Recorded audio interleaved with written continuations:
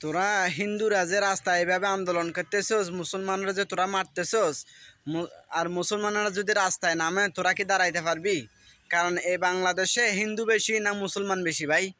তোরা এসব আন্দোলন থামায় দে, মারামারি আর করিস না, থেমে যা তোরা।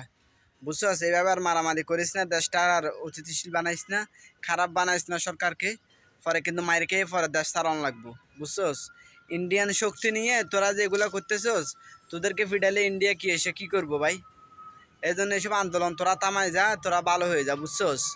সরকার যেটা করবো এটাই করব, কিন্তু তোরা যে এখন যা শুরু করছিস এগুলো তো দেশের পরিস্থিতি খারাপ করতেছে। এখানে আন্দোলন, এখানে আবার ছাত্রলীগ যুবলীগ আরও যুগ হয়েছে, এগুলো সবগুলাই ফিডাইয়ে সাইজ করে দেখ, সেনাবাহিনী পুলিশ এদেরকে ফিডাই সাইজ করে দেখ, এটা ভালো হবো।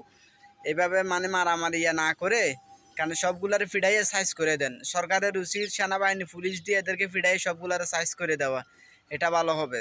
কারণ এভাবে ঠান্ডা মাথা যদি কাজ করে তাহলে সরকার কি হিন্দুরা সাইজ যেত না, বুঝছেন?